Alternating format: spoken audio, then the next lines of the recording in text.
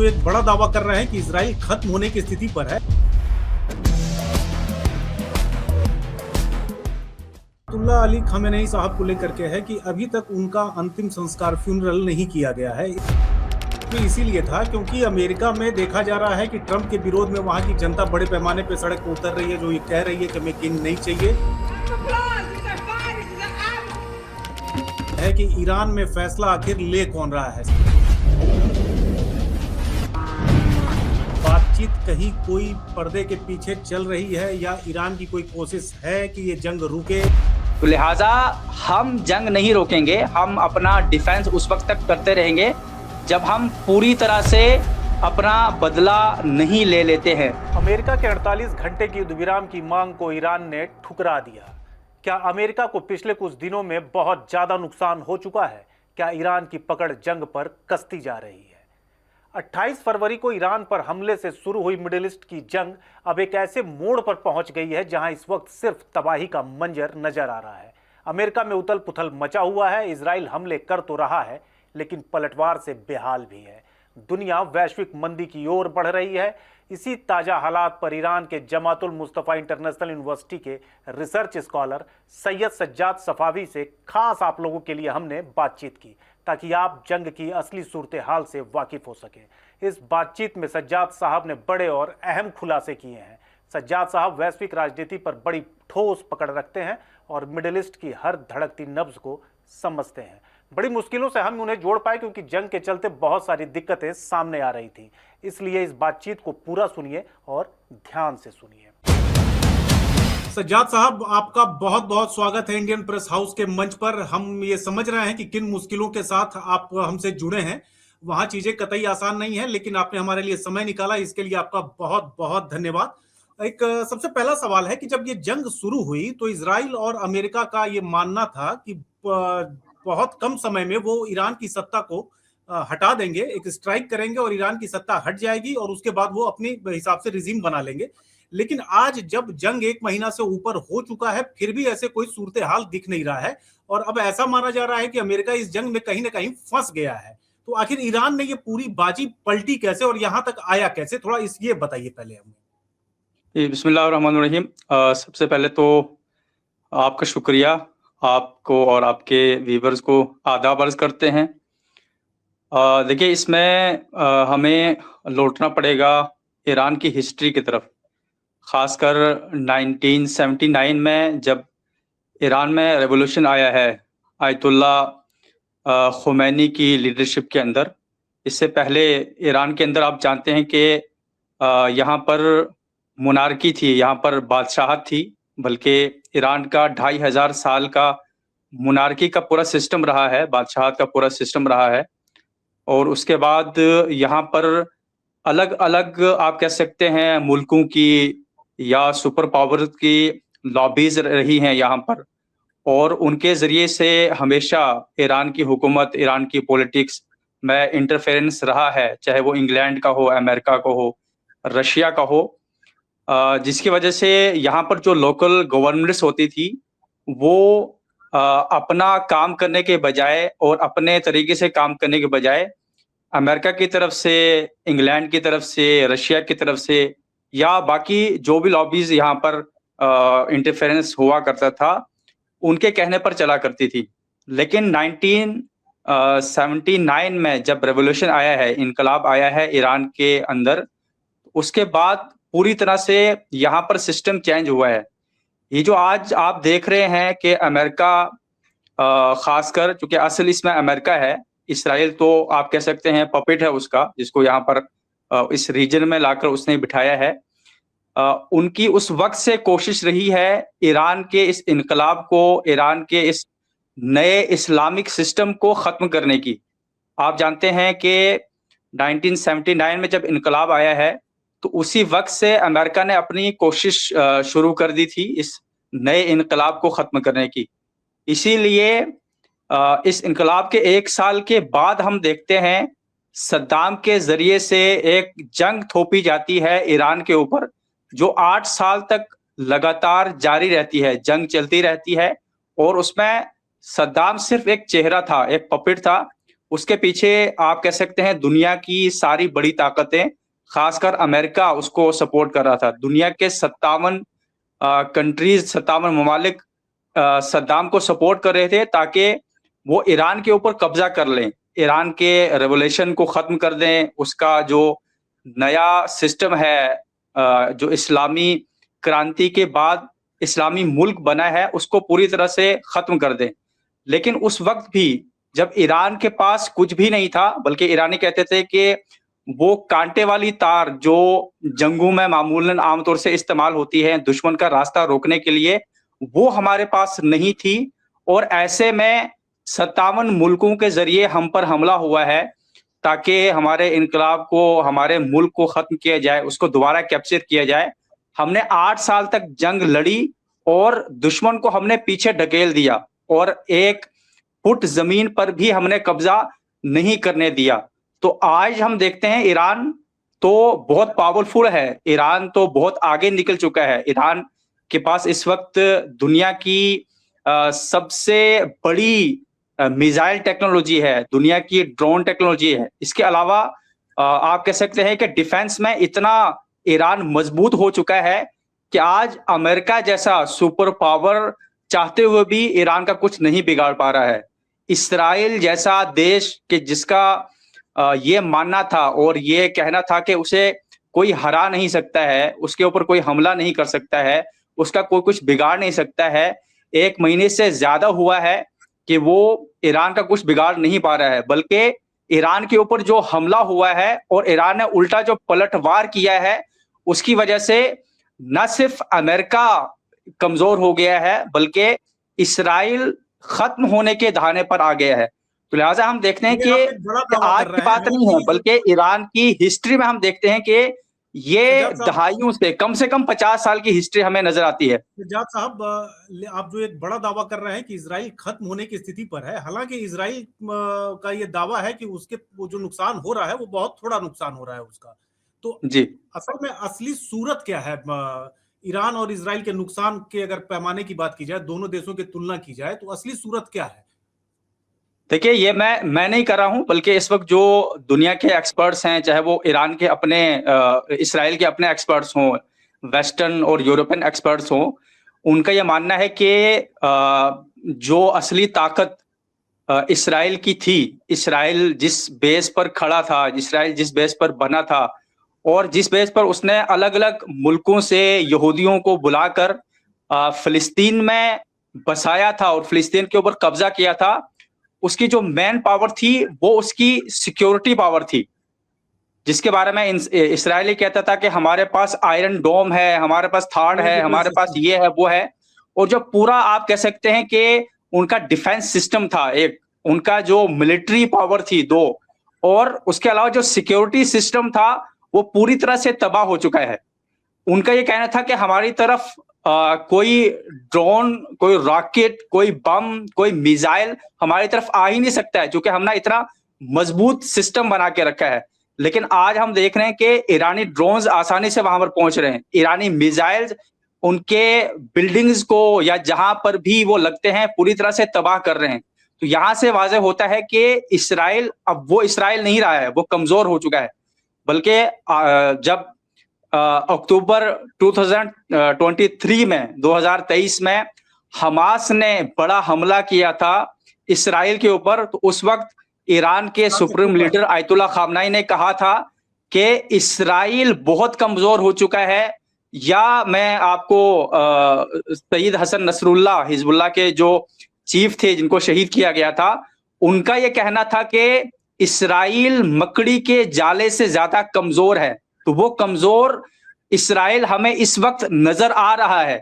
इसीलिए बहुत से एक्सपर्ट का यह मानना है, जो इसराइल की हिस्ट्री को जानते हैं, जो इसराइल के सिस्टम को जानते हैं, जो इसराइल को करीब से देखते हैं और पढ़ते हैं, उनका यह मानना है कि बहुत टाइम नहीं लगेगा, शायद कुछ महीने, शायद साल, शायद 2 साल, कि इसराइल पूरी तरह से कमजोर होने के बाद खत्म होने के कगार पे आ चुका है।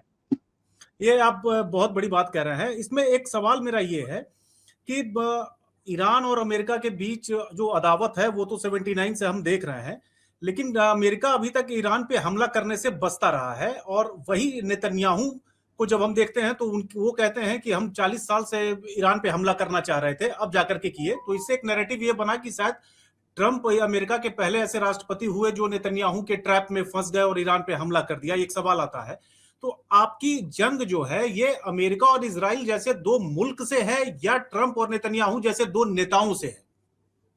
आप नहीं, क्या देखिए, सोचते हैं? ये नेताओं से तो नहीं कही जा सकती है, क्योंकि आप देखें कि ईरान की जो असल लड़ाई है वो किसी प्रेसिडेंट से नहीं है, या अमेरिका की जो लड़ाई है वो ईरान के किसी प्रेसिडेंट से या किसी एक शख्स से नहीं है, बल्कि ये पूरे सिस्टम से लड़ाई है।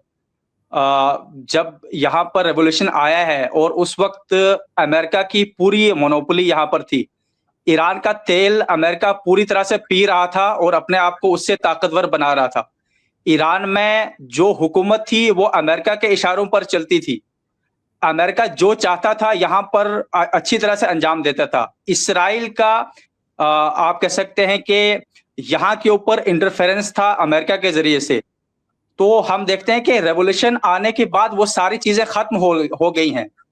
अमेरिका को यहाँ से पूरी तरह से निकाला गया है। आप जानते हैं कि खुद रेवोल्यूशन के शुरू ही में ईरानियन स्टूडेंट्स ने अमेरिकन एम्बेसी के ऊपर कब्जा किया था, क्योंकि अमेरिका अपने एम्बेसी में बैठकर जो उसने पूरा जासूसी का सिस्टम बनाया था और उसके जरिए से वो ईरान के खिलाफ, ईरानी अवाम के खिलाफ, ईरानी लीडरशिप के खिलाफ काम कर रहा था और अंदर से उसने एक जंग छेड़ के रखी थी, जिसकी वजह से ईरानी स्टूडेंट्स ने खुद एम्बेसी के ऊपर कब्जा किया। और इमाम ख्वानी ने उस वक्त फरमाया कि ये जो स्टूडेंट ने काम किया है ये दूसरा रेवोल्यूशन है, ये सेकंड रेवोल्यूशन है। उसकी हिमायत की उन्होंने, और उसके बाद अमेरिका को यहां से निकलना पड़ा और आज तक अमेरिका की एम्बेसी ईरान के अंदर नहीं है।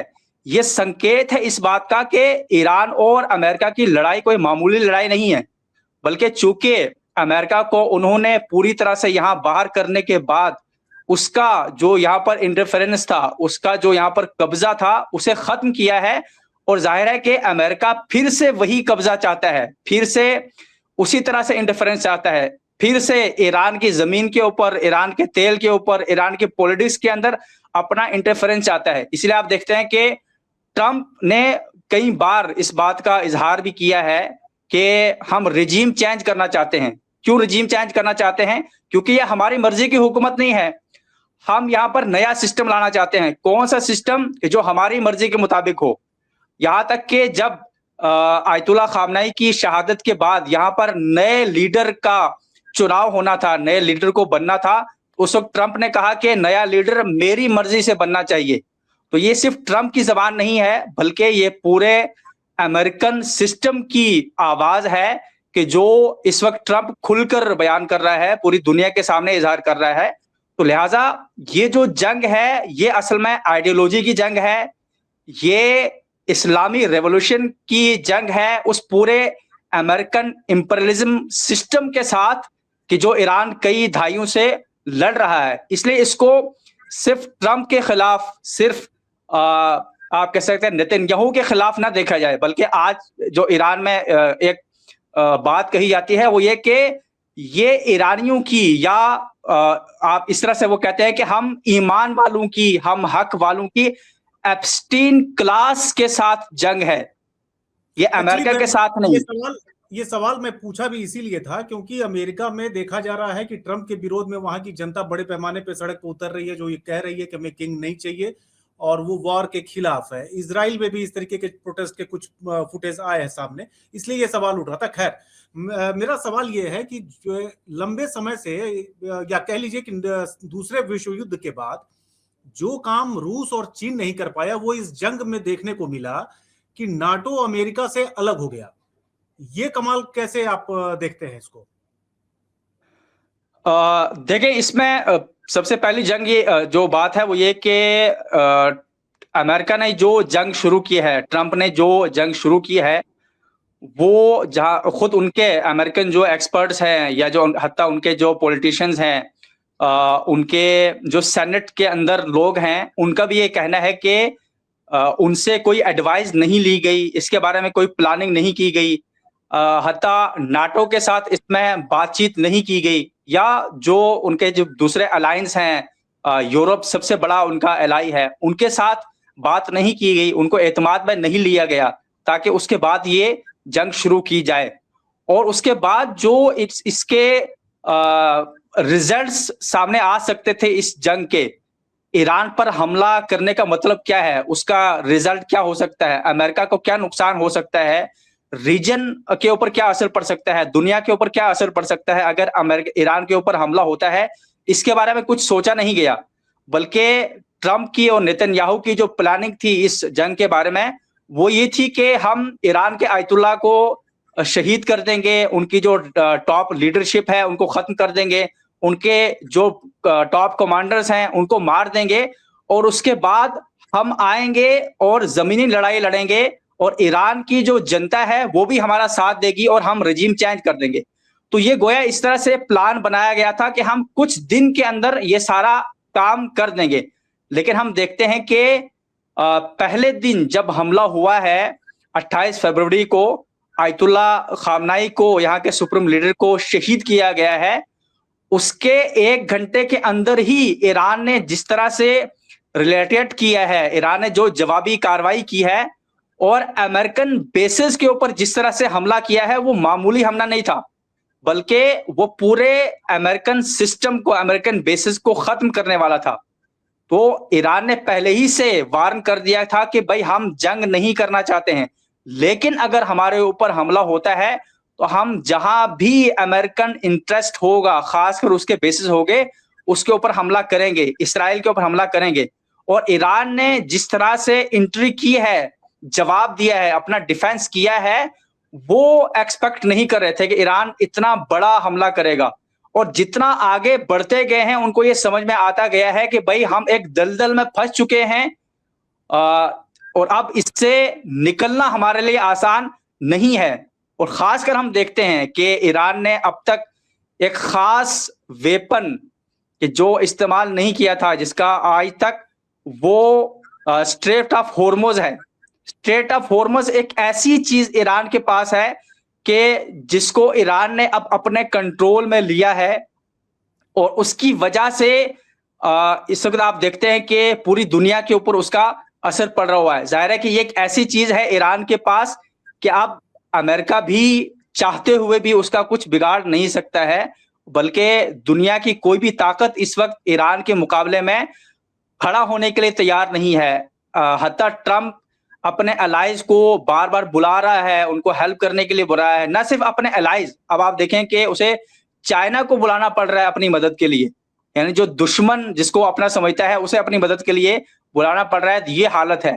नाटो के जिसका एग्रीमेंट है कि हम जब भी आपको बुलाएंगे, और ट्रंप का ये कहना है कि नाटो का जो पूरा वजूद है हमारी वजह से है, हम नाटो चलाते हैं, हम गोया के नाटो के बाप दादा हैं, लेकिन आपके कहने से भी नाटो आगे नहीं आ रही है। क्यों नहीं आ रही है? इसलिए कि उनको पता है कि इस जंग में आगे आने का, इंटर होने का मतलब है हमारी तबाही, मतलब है हमारा खात्मा। हम इंटर तो हो जाएंगे लेकिन बाहर नहीं निकल पाएंगे। वर्ल्ड लेवल पे तो हमें एक विरोधाभास दिख रहा है। मिडिल ईस्ट में भी खासकर एक बड़ा विरोधाभास देखने को मिल रहा है। सऊदी अरब, यूएई, जॉर्डन, बहरीन, इन देशों ने ईरान के खिलाफ जो है अमेरिका को अपनी जमीन इस्तेमाल करने की इजाजत दी, और बखूबी वो इस्तेमाल हुआ। लेकिन वहीं पे हम देख रहे हैं कि कतर से ईरान कई मतलब करीबी एक देखने को मिली है इस जंग के बीच में ही, और ओमान के साथ भी एक डील देखने को मिल रहा है। तो क्या इस जंग से मिडिल ईस्ट में ईरान एक नया गुट बना रहा है, और इसका समीकरण कैसे ईरान के लिए फायदेमंद होगा, जरा ये बताइए आप। देखिए, आप इस रीजन की अगर हम बात करें, मिडिल ईस्ट की बात करें, तो यहाँ पर जितने भी गल्फ कंट्रीज हैं, इस्लामिक कंट्रीज हैं, अरब देश जितने भी हैं, तो इनका इस जंग के बाद जो रवैया रहा है या जो स्टेटमेंट उनका रहा है वो डिफरेंट रहा है। ओमान की अगर हम बात करें तो वो शुरू से ईरान के साथ रहा है, उसने इस हमले की निंदा की है शुरू से, और शुरू से ईरान का साथ दिया है। ईरान के खिलाफ अब तक उसका कोई स्टेटमेंट नहीं रहा है, बल्कि उसने कहा है कि ईरान को डिफेंस करने का पूरा हक है। कतर ने शुरू में बोलने की कोशिश की और उसने कहा कि ये हम पर हमला हुआ है, हम जवाब देंगे, लेकिन उसके बाद उसे नजर आया कि नहीं, मामला यहाँ पर जो है वो आगे बढ़ता जा रहा है। जितना जितना ईरान जीत की तरफ आगे बढ़ रहा है, जितना जितना ईरान के हमले तेज होते जा रहे हैं, कतर का रवैया भी नर्म होता हुआ हमें नजर आ रहा है और उसका झुकाव ईरान की तरफ। लेकिन दो देश खास तौर से सऊदी अरब और एमिरेट्स की अगर हम बात करें तो ये अभी तक ये अपनी जमीन भी इस्तेमाल करने दे रहे हैं, उनका साथ भी दे रहे हैं, लेकिन खुलकर ईरान के खिलाफ नहीं आ रहे हैं, यानी खुद इंटर नहीं हो रहे हैं जंग के अंदर, क्योंकि इन्हें भी नजर आ रहा है कि इस वक्त वो अमेरिका के जिसको हमने अपनी जमीन दी थी, हमारी जमीन के ऊपर उनको बेसिस बनाने दिए थे, उनके साथ हमारा मिलिट्री अलायंस था और वो इस बेस पर इस वादे के साथ यहाँ पर आए थे कि जब भी हमारे ऊपर वक्त पड़ेगा, कोई खतरा होगा तो वो हमारा डिफेंस करेंगे। लेकिन हम देख रहे हैं कि उनके खुद अमेरिकन जो रिपोर्टर्स हैं उनके मुताबिक 13 से ज्यादा बेसिस मिडिल ईस्ट के अंदर तबाह हो चुके हैं, जिसका मतलब यह है कि अब अमेरिका खुद अपने डिफेंस की पोजीशन में नहीं रहा है तो फिर वो इन देशों की का डिफेंस कैसे करेगा।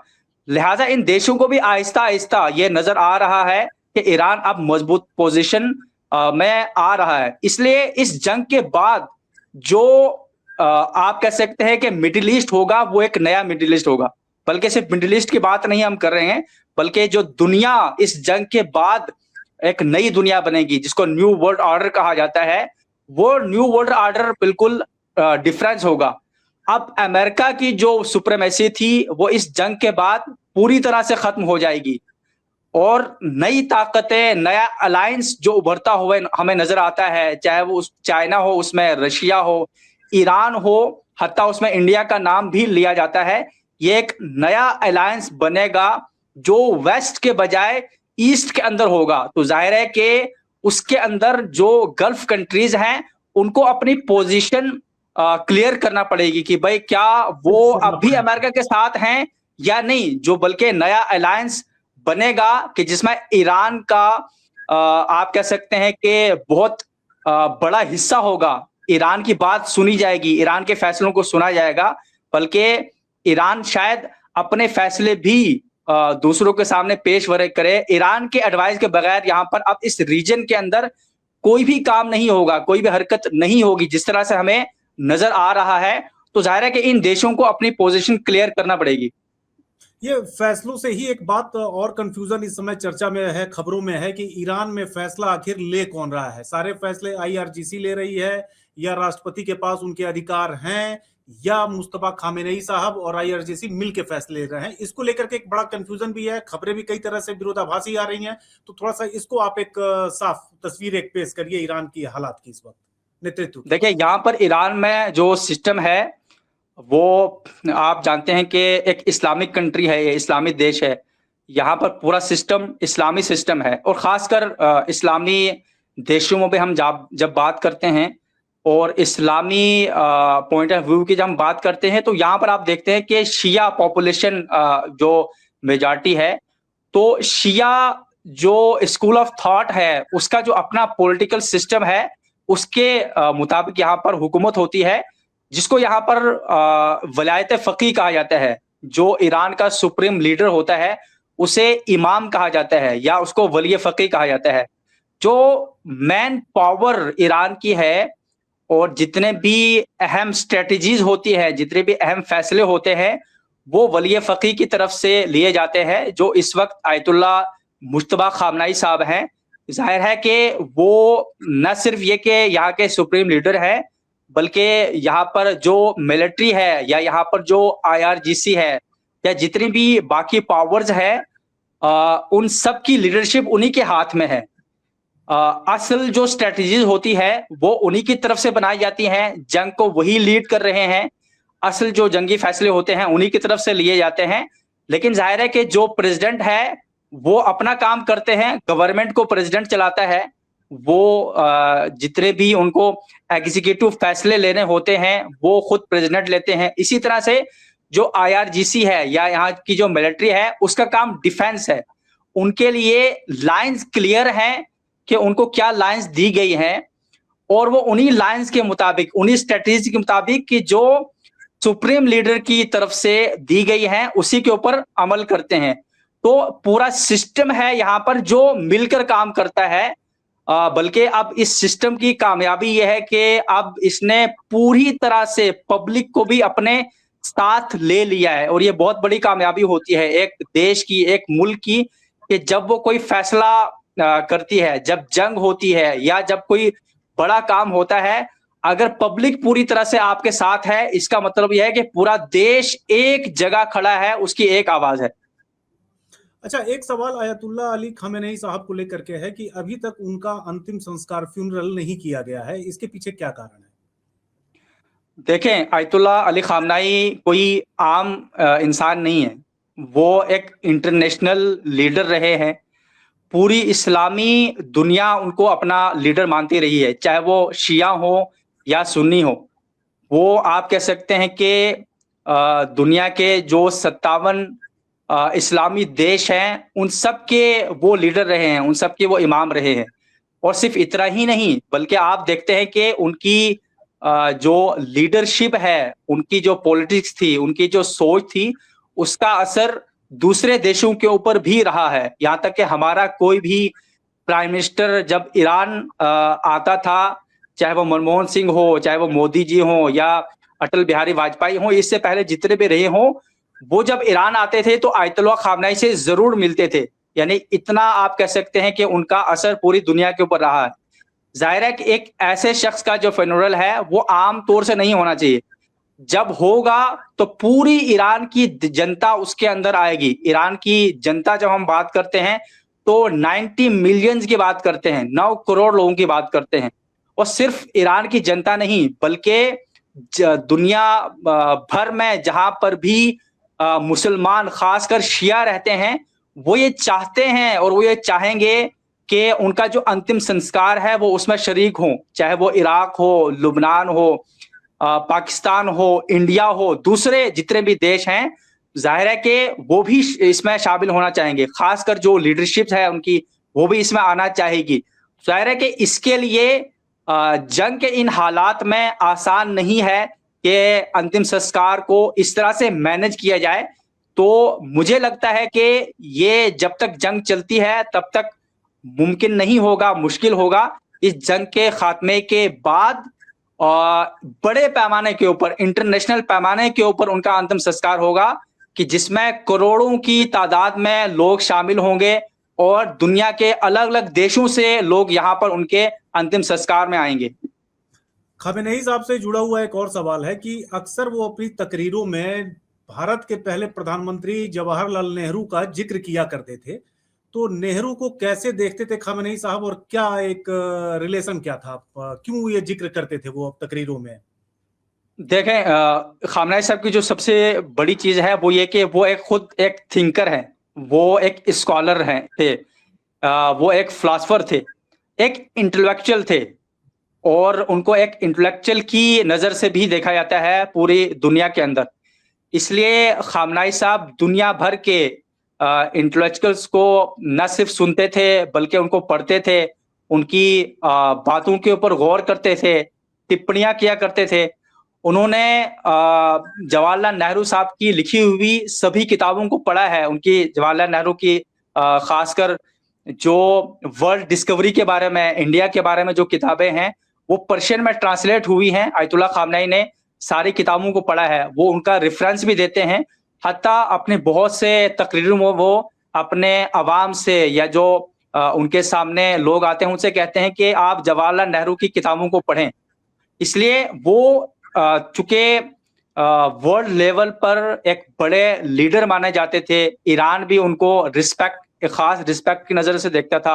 आयतुल्ला खामनेई उनको एक इंटेलेक्चुअल की नजर से देखते थे, इसलिए वो बार बार रेफरेंस दिया करते थे उनकी किताबों का भी, उनकी पर्सनालिटी का भी और उनके जो बहरहाल बयानात होते थे उनका भी वो जिक्र किया करते थे।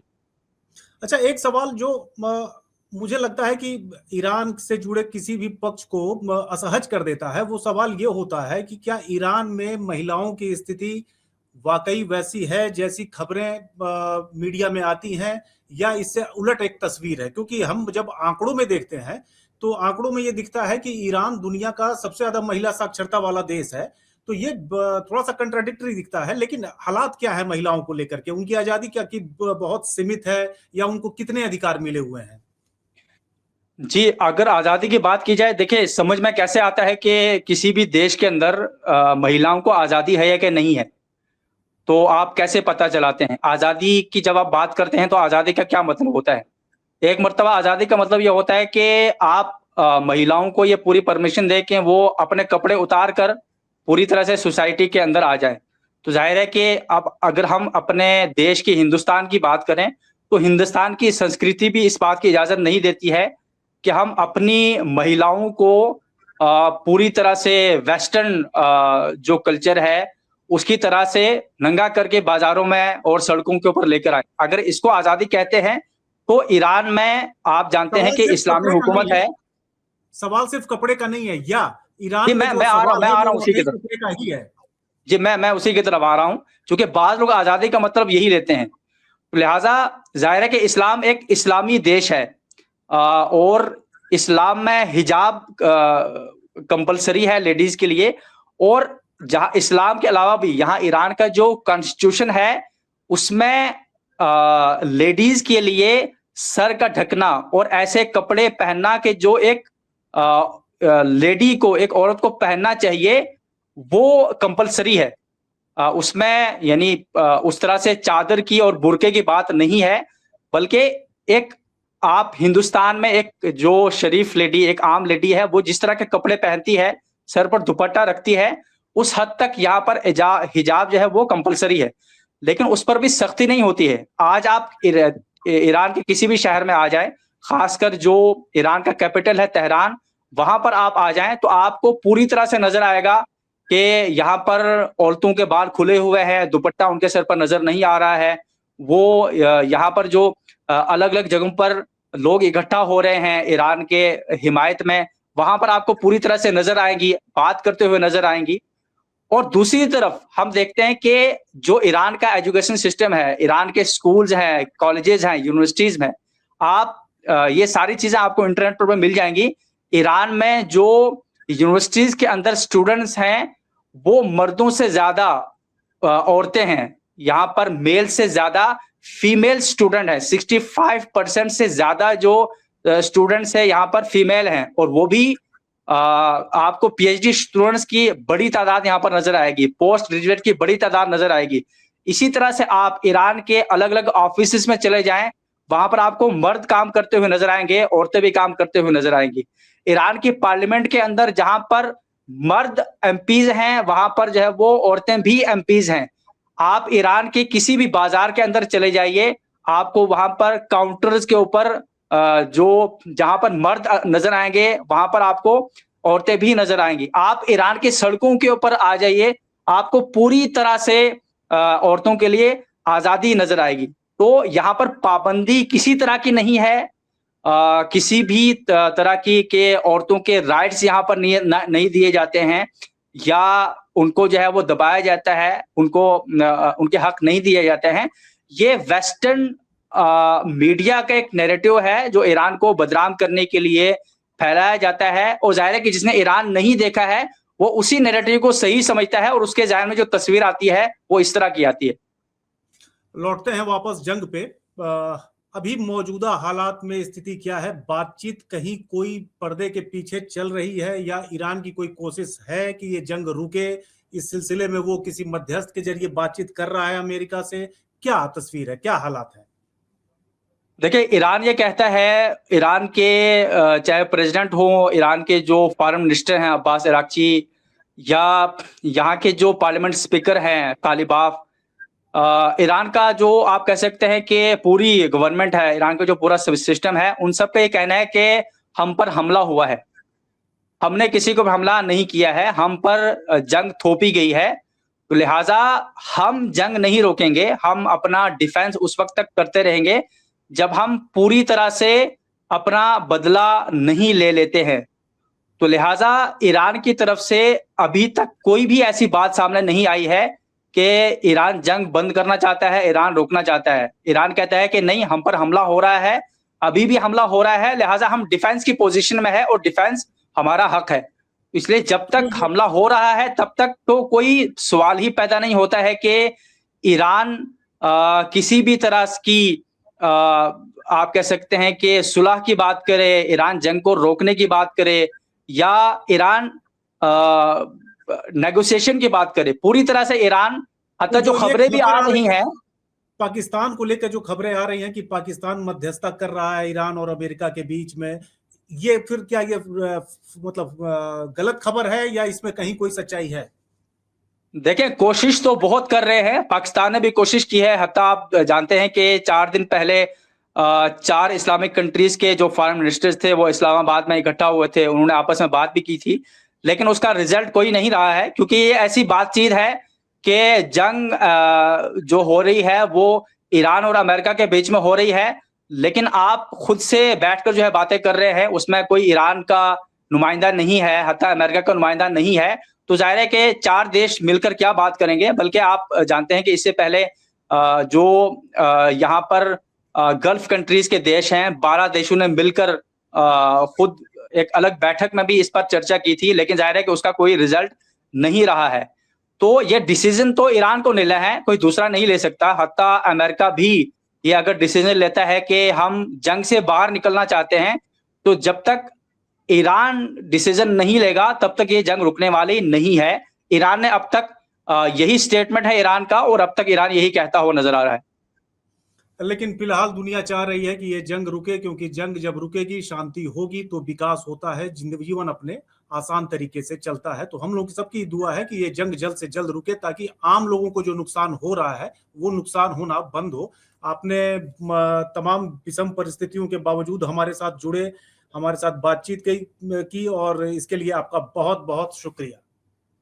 धन्यवाद, शुक्रिया।